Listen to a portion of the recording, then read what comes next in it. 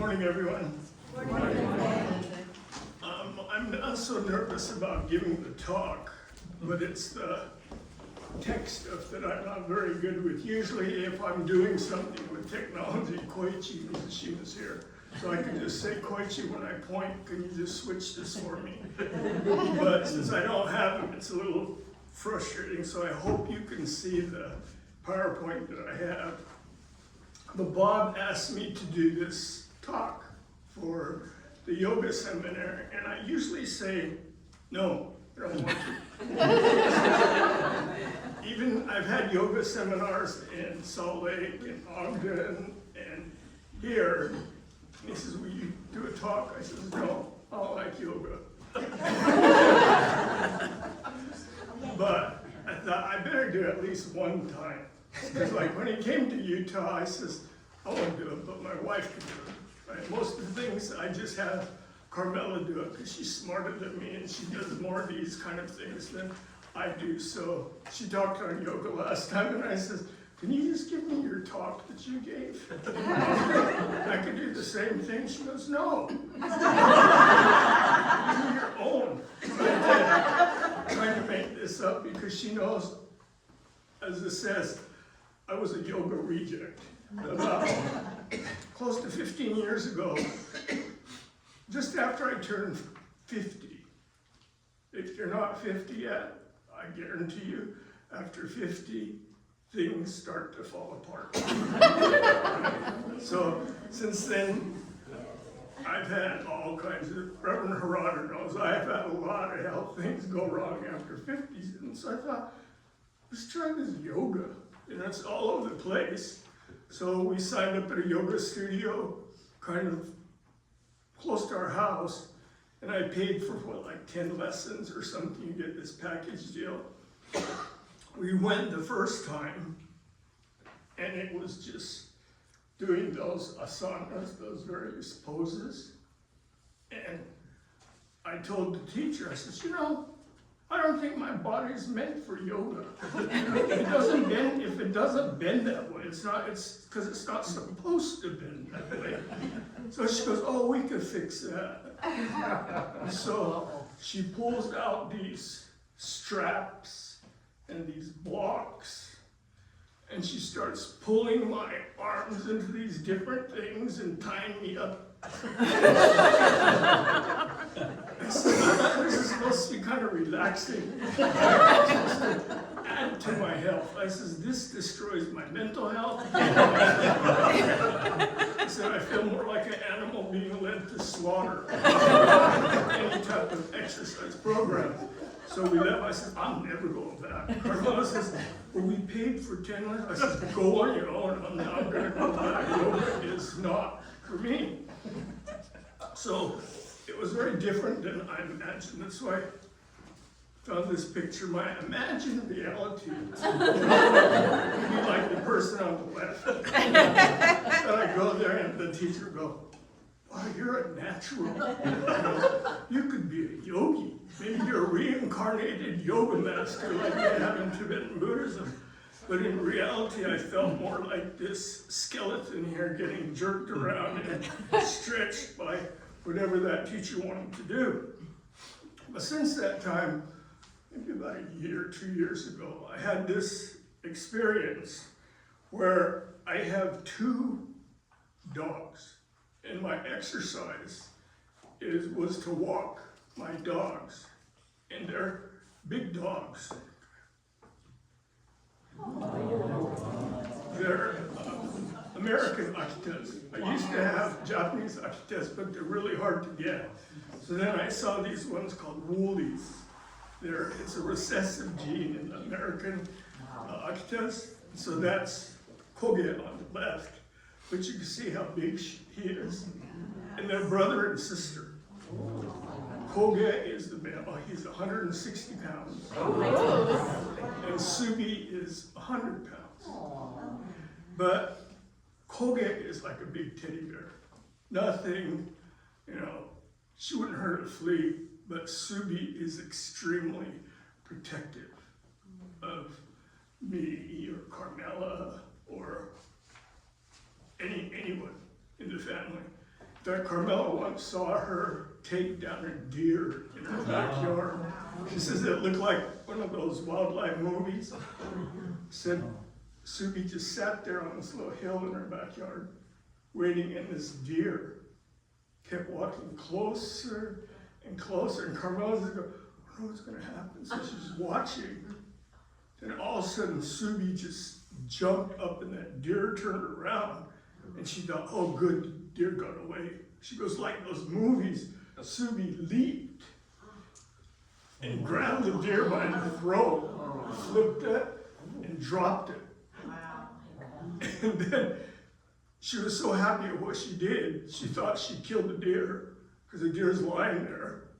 She started prancing around, and Koga, if you say Subi do anything, came running out, and they're both dancing around the deer. And the deer popped up and just took off. Right? So Subi is the protector. So one day we're taking a walk, and some people in our neighborhood don't have their dogs leashed. And so I don't usually worry about my dogs getting hurt, but I worry about Subi hurting the other dog. And this black German Shepherd kept running up, barking at us. So I'm holding both the dogs back. And Koga's nothing, just kind of he shakes his head. But then Subi, this dog came right up to Subi and kept trying to sniff Subi. So I'm trying to kick at the black German Shepherd to get her away. And Subi's just struggling. I can tell she's going crazy, you know, with this dog just going at her. She's able to get out of her leash. And all of a sudden, I just see Subi taking off after this black German Shepherd. Oh my God, she can kill this dog. And then we were walking this way, and Subi ran this way. And Koga just follows whatever Subi does. So Subi took off, and Koga took off. And I went flying in the air. I didn't think that would happen, but I lifted off the ground and fell on my face into the road. And then some young woman, a few houses down, came running out. And she goes, are you okay? Are you okay? She goes, I'll drive you home. You have to go to the hospital? I says, no, I just live down the block. And she goes, no, I think I better take you to the doctor. I says, my wife's the doctor. Don't worry about it. I'll go home. Right? She goes, are you sure? Are you sure? Jesus. I said, I'm fine. You know, she just kept saying, I'll walk home. Don't worry. I get home. I look in the mirror. My face is all bloody. I scrape on the side of my face. I go, that poor woman. I said, she just saw an old man get dragged through the street by his dog. I said, no wonder she was so freaked out. So I thought, I better do something. So I thought, I'm going to try yoga again. So I go, well, first, before I thought I would try yoga, I thought, I'm going to learn kendo. Right? We didn't ever have kendo when I was growing up. We just had judo. I thought, Bob's supposedly the best kendo guy in the Bay Area. I'm going to ask him. I said, at least nothing else, I'll learn how to use that stick to knock a dog out. So I come here and says, Bob, I want to learn kendo. Will you teach me? He goes, I gave that up. I don't do kendo anymore. I go, why not? He goes, I do yoga. Yoga? Yeah, I'm doing yoga now. So he goes, you want to take yoga? Not really. I told him what happened to me before, and he goes, that's not the way yoga has to be. And he says, everyone can do yoga. So I started to think about, what is this yoga? You know, there's 3 areas that I'm particularly curious about. This is what yoga is, and as Bob talked about, you know, it's the actual literal meaning of this word yoga is to join, to come together. That's the same meaning of the word religion, religare, to bring together. But in yoga, it's talking about putting together the mind, body, and spirit, right? That sounds very Buddhist. So I thought, what's the difference between yoga and Buddhism? Because yoga was Hindu, but as Bob said, I read in other things that Shakyamuni Buddha had to have done yoga. Like he was a Hindu of a certain level, so he had to know yoga. And for him to, when you see his meditation pictures when he's enlightenment, he's in that lotus position. So he must have did yoga also. So when I looked more and more, I thought, man, this yoga is deep.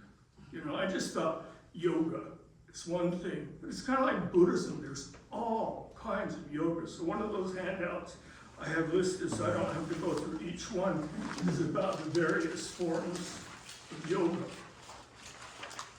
But then I've done a couple of Bob's Zoom sessions, and I realized that yoga is a lot like Buddhism in that there are many, many different types, just like there's many different types of Buddhist sects.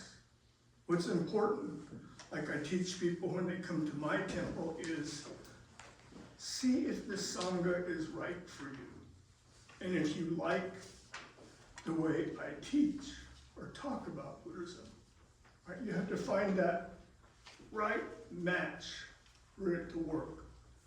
And I thought, this is very much like Buddhism to me. And so when I began studying it, Carmela says, I think this is good for you. If anyone is married to a physician, there's goods and bad. Right? One of the bad things is, everything is, that's not good for you. This isn't good for you. Better do that. Better do that. Right? So she's, I think, because before that, when I was hitting 60, I go, man, it's over. You know, I'd done everything I wanted. I've been a minister for 30-something years. I went about as far as I go as a minister. I said I got all the cars that I wanted. And so she keeps, you gotta find something that gives you ikigai. Ikigai is the Japanese word, a purpose for living. Right? So for me, that came because of these two. Our two grandkids, Errol and Rue. Their father is from Chennai, India. Right? So they're a blend, Asian, a little bit of white, a little bit of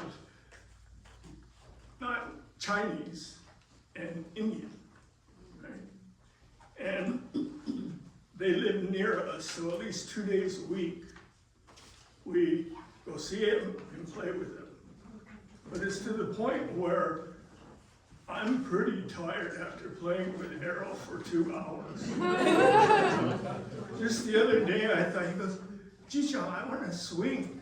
So pushed him on a swing, and he doesn't get tired. You know, I'm exhausted pushing this stupid thing. So I thought, I gotta get healthier to hang around for Errol.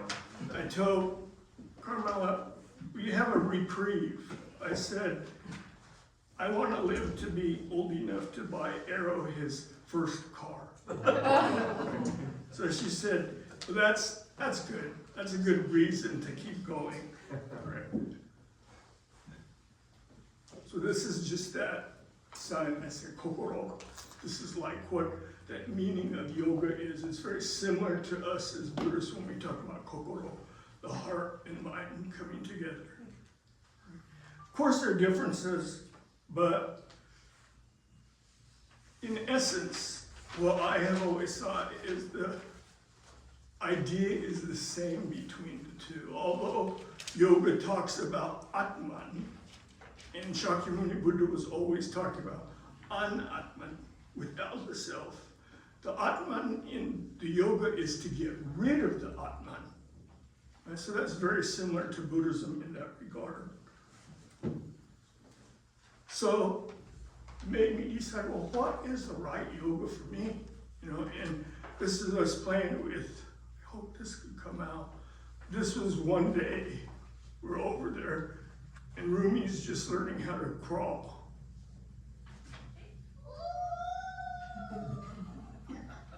Just naturally, she started doing this on her hands and knees.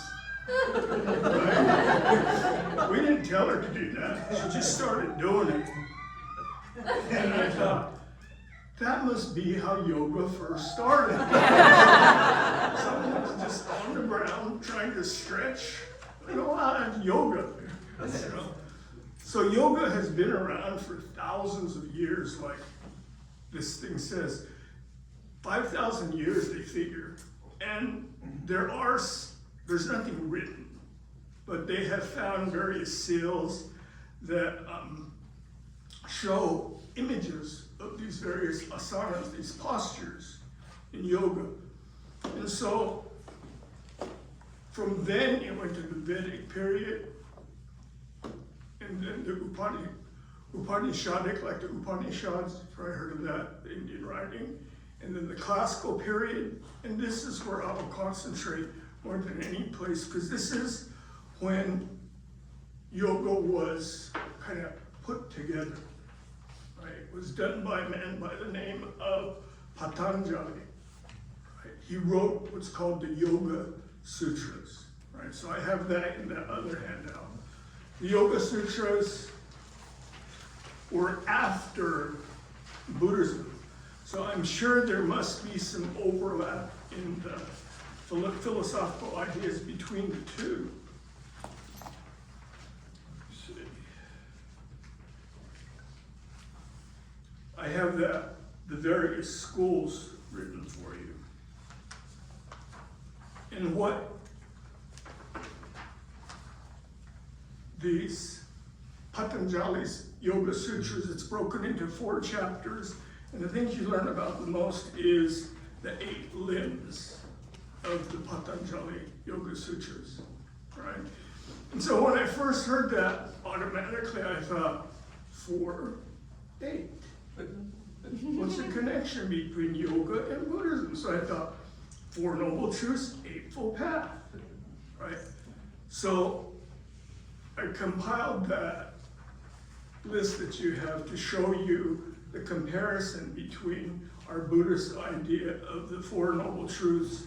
And this isn't really Patanjali, but when I put it into my Google and hit images, this guy's picture came up. So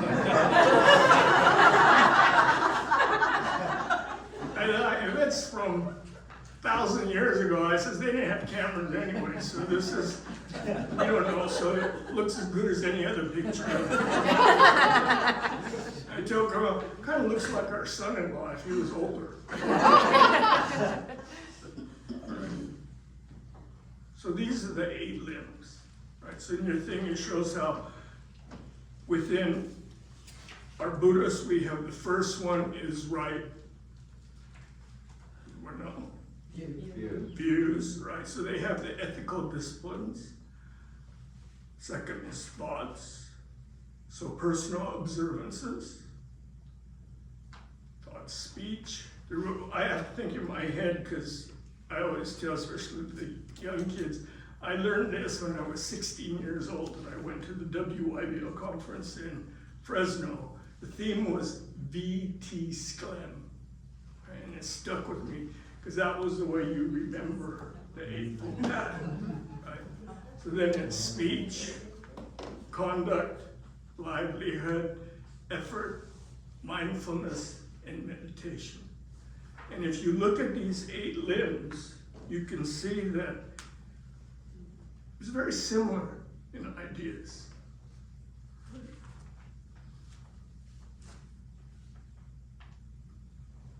Let's see.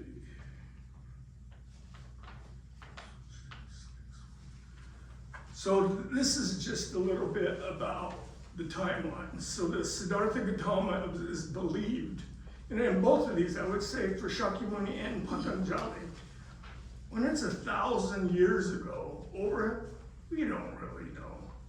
You know, when we people come to my temple and I have to explain about Buddhism and its history, I says, there's a big difference for me as a Buddhist and you. Usually it's an LDS group, Mormon group that will come, is that yours says it has to be true. In fact, one of the LDS presidents says if anything in the story of Joseph Smith is proven to be false, our entire church falls apart. And even when I heard that, I thought, what a stupid thing to say. Because in Buddhism, it's absolutely not true. Whether or not there was Shakyamuni Buddha, whether there was Siddhartha Gautama or Shindan, they didn't even know there was a Shindan until 1920 something. Right? And that was 800 years ago. But they didn't really have any physical evidence that there was someone named Shindan until the 1920s, right? When they found his wife Eshimi's letters.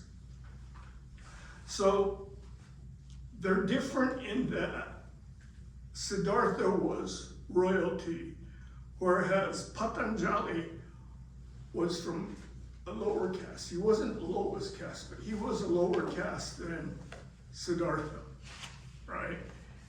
And he was trying to put together a teaching that had been around for thousands of years, and he was just trying to organize it. Whereas Siddhartha was rediscovering what he said had always been there, the truth of the Dharma, right?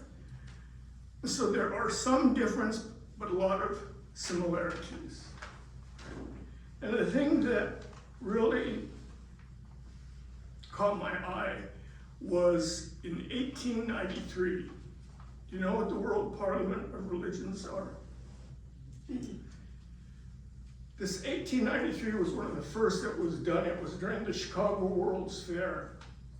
And we actually had one in Salt Lake in 2002. So, but representatives from all the world religions come together. And they have talks and lectures. We're lucky because we had 26 Kaikyoshi actually flew to Salt Lake to help with the various presentations. So we had gagaku performances at the temple, we had lectures, and so we had all these people come. The main speaker was supposed to be the Dalai Lama. So that was really exciting, but then he got sick, so he wasn't able to come. But at this particular 1893, the first one, it's the first time Buddhism or any Eastern religion was brought to the US, to the Western world, right? And I would say these are the two main people who spoke on behalf of Eastern religion. One was a man by the name of Swami Vivekananda, right? And I asked my son-in-law if he knew about Swami Vivekananda, and he says, oh, we learned about him in school. He's a historical, especially I didn't know until Bob told me this morning, he's from the area that my son-in-law is from, the Chennai Tamil area. And so the Buddhist one who came, who was very influential, is Shakusoyen. Right. So Swami Vivekananda was the star of the entire World Parliament of Religions. There are newspaper articles saying how he was extremely eloquent in his talks. And Shoyin's the main reason he's well known is he was the teacher of a person by the name of D.T. Suzuki, who in this country many consider one of the best translators of Japanese Buddhism, right? And he was Shakusoyen's student. So when Paul Karras asked to have someone start to translate Buddhism into English, Shakusoyen actually asked D.T. Suzuki to stay with Paul Karras in Chicago and began doing translations. The thing I was telling Bob that was really interesting, and I hope it shows, this is just a short clip of Swami Vivekananda's talk at the World Parliament in 1893. You could see someone wearing there were Pure Land people there. Kyoza Manchi was supposed to be there, and he was supposed to read his skeleton of religious something, but he got sick. He died early too, but it was read at this World Parliament. And then I was talking to someone from Nishonganji. There was someone from Nishonganji there too. That's a photo of the Eastern religion group, but this is his beginning.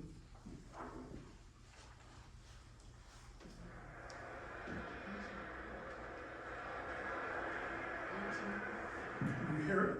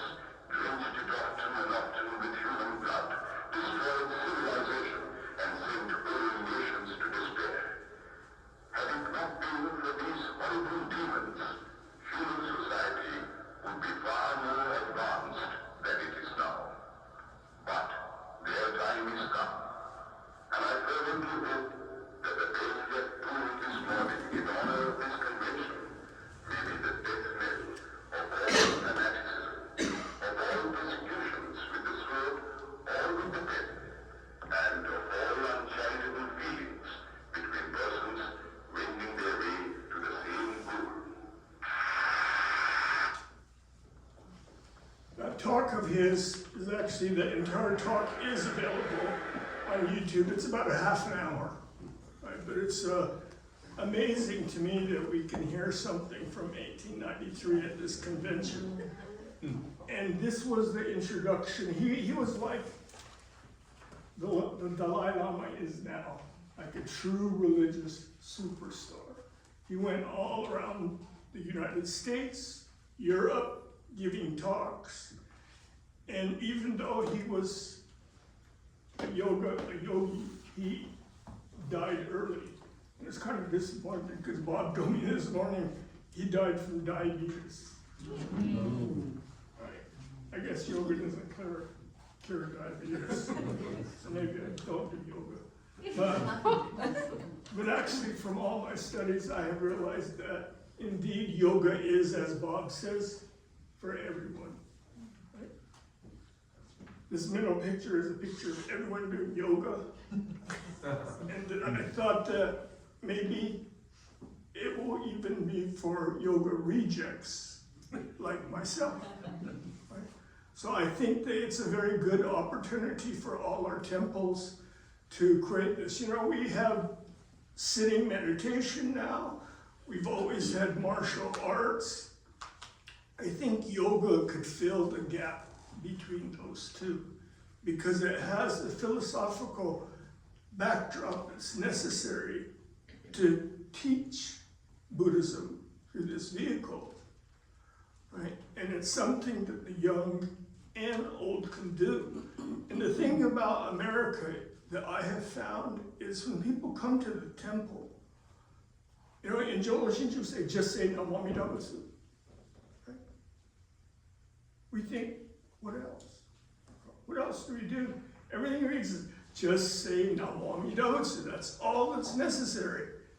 Right? But people still want something else.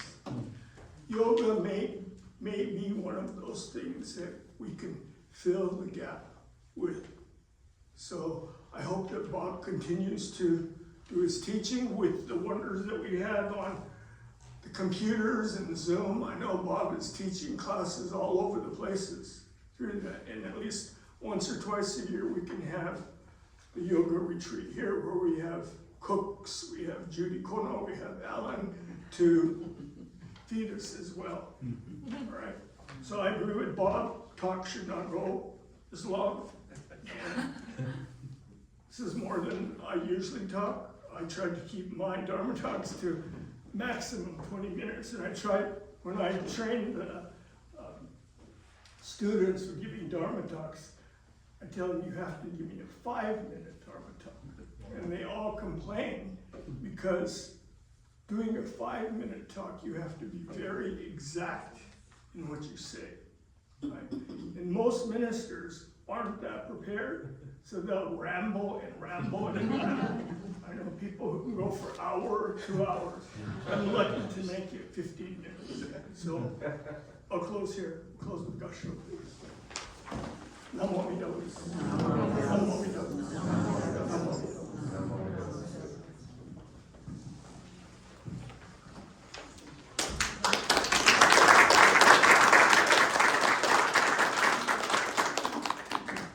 Thank you, Sensei. So, really, that was, I didn't know what he was going to say, but very inspiring talk, so thank you for that. And so, you mentioned Judy Kono, and I was going to say this later too, but if it wasn't for her, she is the backbone of every program in this center. JSC, at the Buddhist Temple, for BCA. She stays over here because she's the first one up and the last one going to bed. And she is really, the place would fall apart if she wasn't here. She is really the backbone of this whole, not only this retreat, but of everything that happens here. So, be sure to thank her, you know, and, well, I mean, she's not here, but, but go and thank her, but then right now, we're doing karma yoga, which means just selfless service. So if there's anything you can do, go in there and ask her, do you need help doing something, to prepare for lunch, please go in there, and do that. And then we'll have lunch, at 12. And then after lunch, we're lucky we have another great yoga teacher, Denise Lapidus, who has been here, every year too. And she is an expert on, all aspects of yoga, but she really is an expert on yoga nidra, which to me is probably the most important part of yoga practice. It's about relaxing the mind. So we're looking forward to Denise, and then after that, we have the wonderful Dharma talk by our Bishop Marvin Harada, and then we're going to have the free time with all the activities. And then we have, actually really tonight, I think people who've been here before have seen the finale, the grand finale is Lavane Mohanta is dancing here. She's bringing her dance troupe.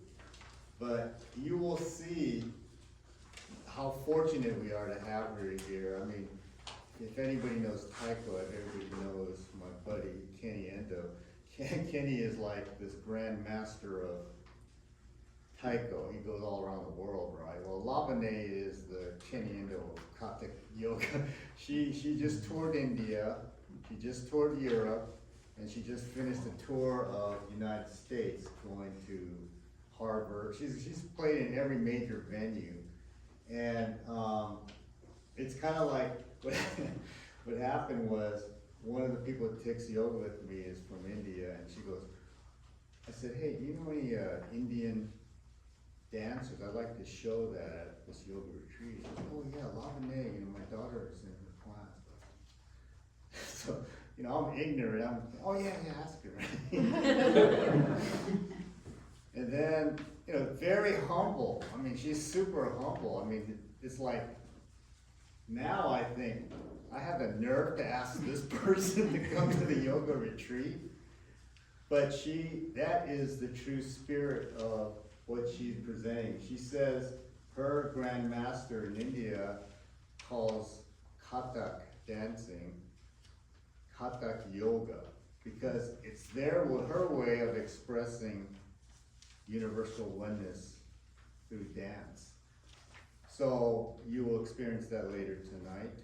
And then that'll be the finale of this whole thing. And then afterwards, everyone can sit around and talk. So once again, this day goes by super fast. And thank you for participating here. And let's go and ask Judy if she could use some help. Thanks again, Reverend Hirano, for a wonderful talk. That was amazing. Thank you.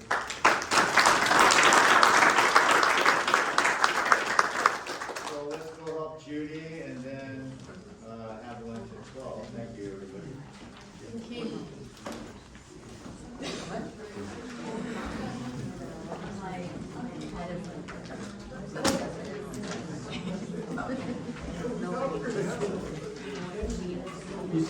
Leave this up here, right?